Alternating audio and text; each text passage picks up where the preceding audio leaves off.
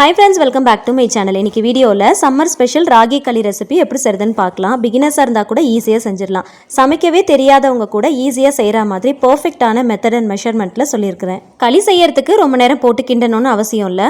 Pressure cooker use பண்ணி ரொம்ப ஈஸியாக குயிக்காக செஞ்சிடலாம். களிக்கு சர்வ் பண்ணுற மாதிரி மீன் குழம்பு ரெசிபியும் ஷேர் பண்ணியிருக்கிறேன். ஸோ வீடியோவை ஸ்கிப் பண்ணாமல் பாருங்கள். பார்க்குறதுக்கு முன்னாடி சேனலை மறக்காமல் சப்ஸ்கிரைப் பண்ணிக்கோங்க. இது செய்யறதுக்கு 250 ml கப்பில் 1 கப் அளவுக்கு ராகி மாவு எடுத்து சளிச்சு எடுத்துக்கலாம்.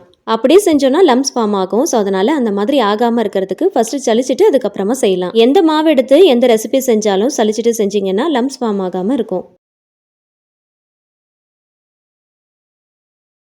இதில் 1/2 ஸ்பூன் உப்பு சேர்த்து மிக்ஸ் பண்ணிக்கலாம். மிக்ஸ் பண்ணதுக்கப்புறம் கரெக்டாக ஒரு 2 டேபிள் ஸ்பூன் அளவுக்கு மட்டும் மாவை தனியாக ஒரு கப்பில் எடுத்து வச்சுக்கலாம். எந்த கப்பில் மாவு எடுக்கிறீங்களோ அதில் 1 கப் அளவுக்கு இதில் தண்ணி சேர்த்து நல்லா மிக்ஸ் பண்ணிக்கோங்க. விஸ்க் வச்சு மிக்ஸ் பண்ணிங்கன்னா மிக்ஸ் பண்ணுறதுக்கு ரொம்ப ஈஸியாக இருக்கும். லம்ஸ் இல்லாமல் நல்லா மிக்ஸ் பண்ணி எடுக்கலாம். ஃபஸ்ட்டே மாவில் தண்ணி ஊற்றி இந்த மாதிரி லம்ஸ் இல்லாமல் நல்லா மிக்ஸ் பண்ணிட்டு செஞ்சோம் அப்படின்னா செய்யறதுக்கு ரொம்ப ஈஸியாக இருக்கும். இதை மிக்ஸ் பண்ணிவிட்டு தனியாக எடுத்து வச்சுக்கலாம். இதை செய்யறதுக்கு நல்ல ஒரு கனமான பாத்திரமாக பார்த்து எடுத்துக்கோங்க. அப்போ தான் அடிப்பிடிக்காமல் இருக்கும். மிக்ஸ் பண்ணுறதுக்கும் வசதியாக இருக்கும். எந்த கப்பில் மாவு எடுக்கிறோமோ அதே கப்பில் தான் தண்ணியை ஒவ்வொரு வாட்டியும் அளந்து எடுக்கணும். இப்போ 1.25 கப் அளவுக்கு தண்ணி இது கூட சேர்த்துக்கலாம். இதில் 1 ஸ்பூன் அளவுக்கு நல்லெண்ணெய் சேர்த்துக்கலாம். தண்ணி ரொம்ப கொதிக்கணும்னு அவசியம் இல்லை. லைட்டாக கொதிச்சு இந்த மாதிரி குட்டி குட்டியாக பபிள்ஸ் வர ஆரம்பிக்கும். அந்த டைமில் நம்ம ஒரு 2 டேபிள் ஸ்பூன் அளவுக்கு மாவு எடுத்து வச்சோம் இல்லையா, அதை இது கூட சேர்த்து நல்லா மிக்ஸ் பண்ணிக்கலாம். அடுப்பு ஃபுல்லாக சிம் ஃப்ளேமில் வச்சுக்கோங்க. மாவு போட்டதுமே ஒரு விஸ்க் வச்சு நல்லா மிக்ஸ் பண்ணி விடுங்க. அப்போ தான் லம்ஸ் இல்லாமல் நல்லா மிக்ஸ் பண்ணி எடுக்கலாம். கைவிடாமல் மிக்ஸ் பண்ணுங்கள். அப்போ தான் பாத்திரத்தில் ஒட்டாமல் இருக்கும். ஈவனாக ஒரே மாதிரி மிக்ஸ் பண்ணி எடுக்கலாம். கொஞ்ச நேரத்துலேயே நல்லா திக்காக ஆரம்பிக்கும். ரொம்ப திக்காகணும்னு அவசியம் இல்லை. இந்த அளவுக்கு கொஞ்சம் திக்னஸ் வரும்போது நம்ம மிக்ஸ் பண்ணி வச்சுருக்கிறோம் இல்லையா, மிச்சம் இருக்கிற அந்த மாவையும் இது கூட சேர்த்துக்கலாம். கேப் விடாமல் டக்குன்னு செய்கிற மாதிரி இருக்கணும். ஸோ மாவு ஃபஸ்ட்டே மிக்ஸ் பண்ணி வச்சுக்கிட்டோம் அப்படின்னா இந்த மாதிரி சேர்த்து மிக்ஸ் பண்ணுறதுக்கு ரொம்ப ஈஸியாக இருக்கும். இப்போ மறுபடியும் ஒரு 1/4 கப் அளவுக்கு தண்ணி ஊற்றி அந்த பாத்திரத்தை நல்லா அலசிட்டு இது கூட சேர்த்துக்கலாம். ஸோ டோட்டலாக பார்த்தீங்கன்னா நம்ம 3 கப் அளவுக்கு தண்ணி யூஸ் பண்ணியிருக்கிறோம். 1 கப் மாவுக்கு 3 கப் அளவுக்கு தண்ணி நம்ம எடுத்துருக்கிறோம். அதை நம்ம ஸ்ப்ளிட் பண்ணி சேர்த்துருக்கிறோம். ஃபஸ்ட்டு மாவை கரைக்கிறதுக்கு 1 கப் அளவுக்கும் அதுக்கப்புறம் 1.25 கப் அளவில் மாவு சேர்த்து மிக்ஸ் பண்ணியிருக்கிறோம். இப்போ 1/4 கப் அளவுக்கு மறுபடியும் சேர்த்துருக்கிறோம். ஸோ டோட்டலாக 3 கப் அளவுக்கு தண்ணி யூஸ் பண்ணியிருக்கிறோம். அதிகமாக சேர்த்துட்டாலும் ரொம்ப குழக்குழன்னு இருக்கிற மாதிரி இருக்கும். கம்மியாக சேர்த்துட்டாலும் சரியாக மிக்ஸ் பண்ணுறதுக்கு வராது. ஸோ பக்குவமாக கலந்து எடுக்கணும் அப்படின்னா கரெக்டாக 1 கப் அளவுக்கு மாவுக்கு 3 கப் அளவுக்கு தண்ணி எடுத்துக்கோங்க. ரொம்ப சரியாக இருக்கும். மாவு சேர்த்ததும் கண்டினியூஸாக மிக்ஸ் பண்ணுற மாதிரி இருக்கணும். அப்போ தான் லம்ஸ் இல்லாமல் மிக்ஸ் பண்ணி எடுக்க முடியும். ஸ்டார்டிங்கில் விஸ்க் யூஸ் பண்ணி மிக்ஸ் பண்ணுங்கள். ஓரளவுக்கு திக்கானதுக்கப்புறம் மரக்கரண்டி யூஸ் பண்ணிங்கன்னா மிக்ஸ் பண்ணுறதுக்கு ரொம்ப வசதியாக இருக்கும். கொஞ்சம் கூட கட்டி இல்லாமல் ஈஸியாக மிக்ஸ் பண்ணி எடுக்கலாம். ஸ்டார்டிங்கில் மாவு கொஞ்சம் லிக்விடாக இருக்கிற மாதிரி இருக்கும். போக போக திக்காகும். ஸோ அதனால் இந்த மாதிரி மரக்கரண்டி யூஸ் பண்ணிக்கிட்டோம் அப்படின்னா மிக்ஸ் பண்ணுறதுக்கு ரொம்ப வசதியாக இருக்கும். சென்டரில் மட்டும் மிக்ஸ் பண்ணாமல் பேனில் கார்னரில் சைடில் இருக்கிறது எல்லாத்தையுமே எடுத்து விட்டு நல்லா மிக்ஸ் பண்ணுங்கள். ஸ்டார்டிங்கில் கொஞ்சம் கட்டி கட்டியாக விழற மாதிரி இருக்கும். ஆனால் மிக்ஸ் பண்ண இந்த மாதிரி நல்லா ஈஸியாக நல்லா ஸ்மூத்தாக நல்லா சில்கியாக மிக்ஸ் பண்ணி எடுத்துடலாம். மாவு நல்லா திக்காகி பாத்திரத்தில் கொஞ்சம் கூட ஒட்டாமல் நல்லா சுருண்டு வரணும். பார்க்குறதுக்கு மாவு நல்லா ஷைனிங்காக இருக்கணும். இதுதான் சரியான பக்குவம். ஸ்டவ் ஆஃப் பண்ணிவிட்டு இதை வேற ஒரு பாத்திரத்துக்கு மாற்றிக்கலாம். மாற்றினதுக்கப்புறம் கையில் கொஞ்சமாக தண்ணி தொட்டு மேலால் இந்த மாதிரி லைட்டாக அழுத்தி விட்டுக்கோங்க. இதை மறுபடியும் நம்ம ப்ரெஷர் குக்கரில் வச்சு வேக வைக்க போகிறோம். அதனால் ப்ரெஷர் குக்கருக்குள்ளே வைக்கிறதுக்கு ஏற்ற மாதிரி சைஸில் இருக்கிற பாத்திரமாக பார்த்து சூஸ் பண்ணிவிட்டு அதில் நீங்கள் மாற்றிக்கோங்க. ப்ரெஷர் குக்கரில் தண்ணி ஊற்றி உள்ளே ஒரு ஸ்டாண்டு வச்சு ரெடி பண்ணி வச்சுருக்கிற பாத்திரத்தை மேலே வச்சு மூடி போட்டுருங்க. மூடி போடாமல் விட்டுட்டோம் அப்படின்னா வேகும் போது உள்ளே தண்ணி போக ஆரம்பிச்சிடும். அதனால் தட்டு போட்டு க்ளோஸ் பண்ணிவிட்டு அதுக்கப்புறம் ப்ரெஷர் குக்கரை க்ளோஸ் பண்ணிவிட்டு கரெக்டாக ஒரு 4 விசில் வச்சு எடுத்துக்கலாம். இதில் ப்ரெஷர் வர்றதுக்குள்ளே இதுக்கு பர்ஃபெக்டாக மேட்ச் ஆகிற மாதிரி ஒரு சைட் டிஷ் நம்ம ரெடி பண்ணிக்கலாம். அதுக்கு கடாயில் கொஞ்சம் போல் நல்லெண்ணெய் சேர்த்துக்கோங்க. அது சூடானதை ஒரு 2 பெரிய வெங்காயத்தை நீல வாக்கில் தின்னாக ஸ்லைஸ் பண்ணிட்டு சேர்த்துக்கலாம். தேவையான அளவுக்கு உப்பு சேர்த்து நல்லா வதக்கிக்கோங்க. வெங்காயம் ரொம்ப வதங்கணும்னு அவசியம் இல்லை. ஓரளவுக்கு கண்ணாடி பதம் வர அளவுக்கு வதக்கிட்டு 1 ஸ்பூன் அளவுக்கு இஞ்சி பூண்டு பேஸ்ட்டு சேர்த்து அதோடைய பச்சை வாசனை போகிற அளவுக்கு நல்லா வதக்கிக்கலாம். இப்போ இதில் தக்காளி பழம் சேர்த்துக்கலாம். ஒரு 4 தக்காளி பழம் சேர்த்துக்கோங்க. கொஞ்சம் கூட புளிப்பு இல்லாத தக்காளி பழமாக பார்த்து சூஸ் பண்ணிக்கோங்க. அதை பொடியாக நறுக்கிட்டு இது கூட சேர்த்துக்கலாம். 2 வெங்காயம் எடுக்கிறீங்கன்னா 4 தக்காளி பழம் எடுத்துக்கோங்க. சரியாக இருக்கும். ஒரு கொத்து கருவேப்பிலை சேர்த்து நல்லா வதக்கிட்டு மூடி போட்டு கொஞ்சம் நேரம் வேக விடுங்க. மூடி போட்டு ஒரு 5 நிமிஷம் வச்சாலே போதும். வெங்காயம் தக்காளி சீக்கிரமாக வதங்கிரும். இந்த ரெசிபிக்கு தேவையான மசாலா பொருட்கள் சேர்த்துக்கலாம். 1/4 ஸ்பூன் மஞ்சள் தூள், 1/2 டீஸ்பூன் காஷ்மீரி மிளகாய் தூள், 1/2 ஸ்பூன் ஜீரகத்தூள், 2 டேபிள் ஸ்பூன் குழம்பு மிளகாய் தூள் சேர்த்துக்கோங்க. முடிஞ்ச அளவுக்கு குழம்பு மிளகாய் தூள் யூஸ் பண்ணிக்கோங்க. ஏன்னா இதில் நம்ம நிறைய பொருட்கள் வறுத்து போட்டு அரைச்சிருப்போம் இல்லையா, நல்ல ஒரு டேஸ்ட் கொடுக்கும், திக்னஸும் கொடுக்கும். சப்போஸ் இது உங்ககிட்ட இல்லை அப்படின்னா 1 டேபிள் ஸ்பூன் மிளகாய் தூளுக்கு 2 டேபிள் ஸ்பூன் தனியா தூள் யூஸ் பண்ணிக்கோங்க. மசாலாவை சேர்த்ததும் ஒரு 2லேருந்து 3 நிமிஷம் போல் வதக்கிட்டு மூடி போட்டு ஒரு 3 நிமிஷத்துக்கு அப்படியே விட்டுருங்க. நல்லா வதங்கி எண்ணெயெல்லாம் நல்லா பிரிஞ்சு வர ஆரம்பிக்கும். மசாலாவுடைய வாசனை சுத்தமாக இருக்காது. இதை அப்படியே ஒரு பிளேட்டுக்கு மாற்றி நல்லா ஆற வச்சுட்டு மிக்ஸி ஜாருக்கு மாற்றி கொஞ்சம் ஓரளவுக்கு கோர்ஸாக அரைச்சி எடுத்துக்கோங்க.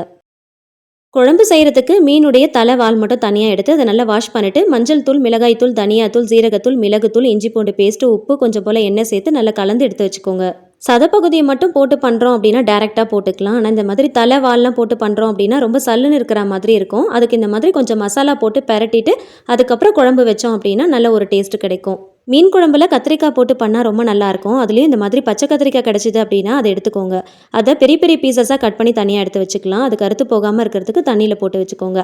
இதை செய்யறதுக்கு மண்சட்டி தான் நான் யூஸ் பண்ணியிருக்கிறேன். அதில் கொஞ்சம் போல் நல்லெண்ணெய் சேர்த்துக்கலாம். நல்லெண்ணெய் சூடானதும் கட் பண்ணி வச்சுருக்கிற கத்திரிக்காயை ஃபஸ்ட்டு வதக்கி எடுத்துக்கலாம்.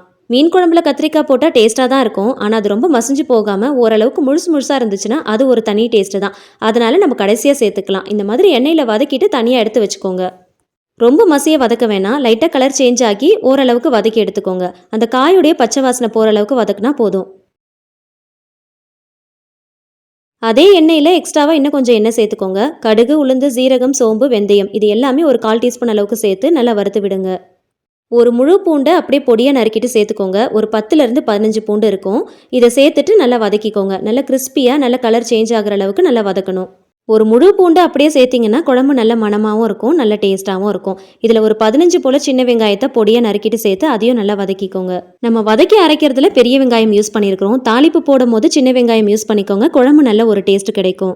இதில் ஒரு 2 கொத்து போல் கருவேப்பிலை சேர்த்துக்கலாம். கருவேப்பிலை கொஞ்சம் அதிகமாகவே சேர்த்துக்கோங்க. நல்ல மணமாகவும் இருக்கும், ருசியாகவும் இருக்கும். வெங்காயம், பூண்டு, கருவேப்பிலை நல்லா வதங்கி கிறிஸ்பியாக நல்லா பொன்னிறம் ஆகணும். அது வரைக்கும் நல்லா வதக்கிக்கோங்க. இதுக்கப்புறம் நம்ம வதக்கி ஆற வச்சு அரைச்ச மசாலாவை இது கூட சேர்த்துக்கலாம். எப்போ மீன் குழம்பு வச்சாலும் எந்த மீனில் குழம்பு வச்சாலும் இந்த மாதிரி வெங்காய தக்காளியை கொஞ்சம் போல் வதக்கிட்டு அதை அரைச்சி ஊற்றி செஞ்சிங்கன்னா குழம்பு நல்லா திக்காக இருக்கும். மிக்ஸி ஜாரில் கொஞ்சம் போல் தண்ணி ஊற்றி அலசிட்டு இது கூட சேர்த்துக்கலாம். சேர்த்துட்டு நல்லா கலந்து விடுங்க. ஃபஸ்ட்டு மூடி போட்டு கொஞ்சம் நேரம் நல்லா கொதிக்க விட்டுட்டு அதுக்கப்புறமா புளி தண்ணி எல்லாமே சேர்த்துக்கலாம்.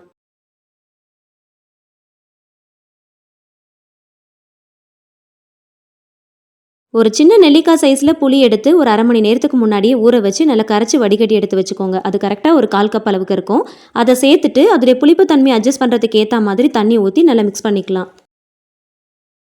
நான் சொல்லியிருக்கிற இன்கிரியன்ஸுடைய அளவுகள் பார்த்தீங்கன்னா இந்த மண்சட்டியில் 3/4 வாசி அளவுக்கு குழம்பு வரும். கொஞ்சம் அதிகமாக வேணும் அப்படின்னா இன்கிரியன்ஸுடைய அளவுகள் எல்லாத்தையுமே கூட்டிக்கோங்க.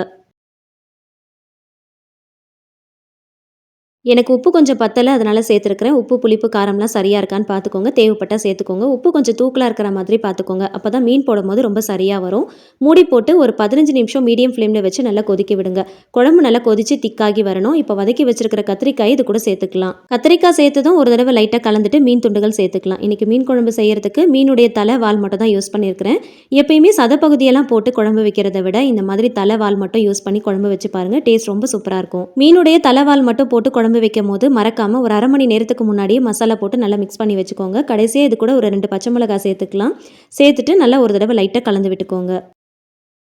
புளிப்பில்லாத நல்ல இனிப்பான ஒரு பெரிய தக்காளி பழத்தை இந்த மாதிரி பெரிய பெரிய பீசஸாக ஒரு 4 பீஸாக கட் பண்ணி எடுத்துக்கோங்க. கடைசியாக மீன் குழம்புல சேர்த்திங்க அப்படின்னா குழம்புக்கு நல்ல ஒரு டேஸ்ட் கொடுக்கும். மீன் குழம்புடைய டேஸ்ட்டை இன்னும் நல்லா என்ஹான்ஸ் பண்ணுற மாதிரி இருக்கும். மீன் துண்டுகள் சேர்த்ததும் ரொம்ப நேரம் கொதிக்க வைக்கக்கூடாது. ரொம்ப நேரம் கொதிக்க வச்சிட்டோம் அப்படின்னா மீன் துண்டுகள் எல்லாம் ரொம்ப உடஞ்சி போன மாதிரி ஆகிடும். கரெக்டாக ஒரு 10 நிமிஷத்துக்கு சிம் டு மீடியம் ஃப்ளேமில் கொதிக்க விடுங்க போதும். ஸ்டவ் ஆஃப் பண்ணிவிட்டு கடைசியாக நறுக்கின கொத்தமல்லி இலைகள் சேர்த்துக்கோங்க. எப்போ மீன் குழம்பு செஞ்சாலும் செஞ்சு முடிச்சதும் மிக்ஸ் பண்ணாமல் மூடி போட்டு அப்படியே விட்டுருங்க. ஒரு 20 நிமிஷம் கழித்து ஓப்பன் பண்ணி பாருங்கள். எண்ணெயெல்லாம் நல்லா பிரிஞ்சு அதோடைய கலரே ரொம்ப பார்க்குறதுக்கு சூப்பராக இருக்கும். மீன் குழம்புனா பார்க்குறதுக்கு இப்படி தான் இருக்கணும். அப்போ தான் பார்க்கும் போதே சாப்பிடணும்னு தோணும். வாசனையும் ரொம்ப தூக்கலாக இருக்கும், டேஸ்ட்டும் ரொம்ப அருமையாக இருக்கும். இதே மெத்தடில் நீங்களும் செஞ்சு பாருங்கள். எந்த மீன் வாங்கினாலும் இந்த மாதிரி செஞ்சு பாருங்கள். குழம்பு அருமையாக இருக்கும். பார்க்குறதுக்கு மட்டும் இல்லைங்க, சாப்பிட்றதுக்கும் அவ்வளோ டேஸ்ட்டாக இருக்கும். மீன் குழம்பு எல்லாத்துக்குமே பர்ஃபெக்டாக மேட்ச் ஆகும். அது ரைஸ் வெரைட்டிஸாக இருந்தாலும் சரி, டிஃபன் வெரைட்டிஸாக இருந்தாலும் சரி. பிகினர்ஸ் பேச்சுலர்ஸ் யாராவது இந்த வீடியோ பார்த்துட்டு இருக்கீங்க அப்படின்னா கண்டிப்பாக உங்களுக்கு இந்த வீடியோ ரொம்பவே யூஸ்ஃபுல்லாக இருக்கும். கண்டிப்பாக இந்த மெத்தடில் ட்ரை பண்ணி பாருங்கள். நீங்களும் எக்ஸ்பர்ட் ஆயிடலாம். அதுலேயும் நம்ம இப்போ செய்ய போகிற ரெசிபிக்கு இந்த மீன் குழம்பு ரொம்ப பர்ஃபெக்டாக மேட்ச் ஆகும்.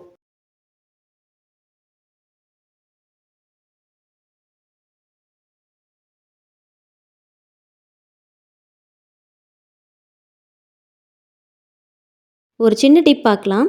மீனில் மசாலா தடவி பொரிக்கிறதுக்காக ஃப்ரீசரில் வச்சுருப்போம். நெக்ஸ்ட் டே எடுத்து அதை பொரிக்கிறதுக்கு முன்னாடி இந்த மாதிரி கொஞ்சம் லைட்டாக வார்ம் வாட்டரில் உள்ளே போட்டுட்டு மூடி போட்டு ஒரு 10 நிமிஷம் விட்டாலே போதும், நார்மல் டெம்பரேச்சருக்கு வந்துடும். ஃப்ரீசர்லேருந்து எடுத்து வெளியில் அப்படியே வச்சோம் அப்படின்னா அது மெல்ட் ஆகிறதுக்கு ரொம்ப நேரம் டைம் எடுக்கும் நார்மல் கண்டிஷனுக்கு வரதுக்கு. அதுக்கு கொஞ்சம் வார்ம் வாட்டரில் இந்த மாதிரி போட்டு வச்சோம் அப்படின்னா ரொம்ப சீக்கிரமாக 10 நிமிஷத்தில் நார்மல் கண்டிஷனுக்கு வந்துடும். பொரிக்கிறதுக்கு ரொம்ப ஈஸியாக இருக்கும்.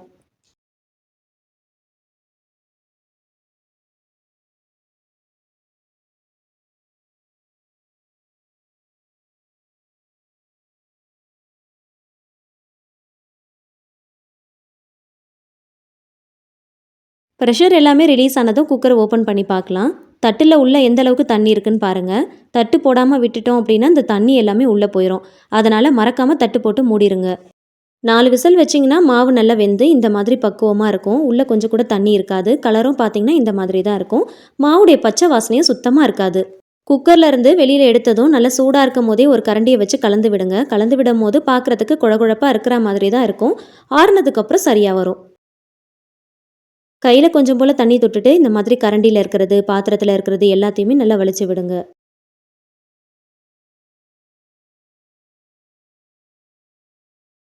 சூடாக இருக்கும் போதே கை வச்சு இந்த மாதிரி வலிச்சு விடுறதுனால கொஞ்சம் பார்க்குறதுக்கு பிசு பிசுப்பாக கையில் ஒட்டுற மாதிரி தான் இருக்கும். ஆறுனதுக்கப்புறம் சரியாக வரும்.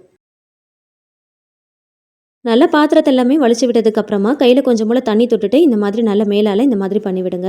கையில் தொட்டு பார்க்கும்போது கொஞ்சம் கூட கையில் ஒட்டாமல் இருக்கணும். அதுதான் வந்து சரியான பக்குவம். மூடி போட்டு நல்லா ஆற விட்டுடலாம். ரொம்ப ஆறணும்னு அவசியம் இல்லை. ஓரளவுக்கு கை பொறுக்கிற சூடு வர அளவுக்கு நல்லா ஆற விடுங்க. ஓரளவுக்கு ஆறுனதுக்கப்புறம் நல்ல டார்க் கலரில் இருக்கும். நல்ல கெட்டியாயிரும். உருண்டை பிடிக்கிறதுக்கு வசதியாக இருக்கும். இதை நம்ம உருண்டை பிடிச்சு எடுக்க போகிறோம். நல்ல ஒரு அகலமான கரண்டியாக பார்த்து எடுத்துக்கோங்க. குழிக்கரண்டியாக இருந்துச்சுன்னா ரொம்ப வசதியாக இருக்கும். கரண்டியில் மாவு எடுக்கிறதுக்கு முன்னாடி தண்ணியில் கொஞ்சம் போல் நனைச்சிட்டு மாவு எடுங்க, ஒட்டாமல் வரும். கையில் உருண்டை பிடிக்கிறதுக்கு முன்னாடியும் கொஞ்சம் போல் தண்ணியில் நனைச்சிக்கோங்க. இந்த மாதிரி நல்ல பெரிய சைஸில் உருண்டை பிடிச்சி எடுத்துக்கோங்க. ஒரு சின்ன கிண்ணத்தில் கொஞ்சம் போல் தண்ணி ஊற்றி அலசிட்டு கொஞ்சம் போல் மாவு எடுத்து உள்ளே போட்டுட்டு நல்லா உருட்டினாலும் நல்லா உருட்டை வரும். அதுக்கு பதிலாக இந்த மாதிரி உருட்டினாலும் ரொம்ப ஈஸியாக இருக்கும். மாவுடைய பச்சை வாசனை இல்லாமல் குழகுழப்பு தன்மை இல்லாமல் கரெக்டான பக்குவத்தில் ராகி களி செய்யறதுக்கு இந்த மெத்தடை நீங்கள் ஃபாலோ பண்ணிக்கோங்க. அந்த காலத்துலலாம் களியெல்லாம் கிண்டுறதுக்கு மாவு போட்டு நல்லா கிண்டிகிட்டே இருப்பாங்க. அந்த மாதிரி ரொம்ப கை வலிக்க கிண்டணும் அப்படின்ற அவசியம் இல்லை. ப்ரெஷர் குக்கர் யூஸ் பண்ணி பக்குவமாக செய்கிறதுக்கு இந்த மெத்தடை ஃபாலோ பண்ணிக்கோங்க. பிகினர்ஸ்க்கு கூட ரொம்ப ஈஸியாக இருக்கும்.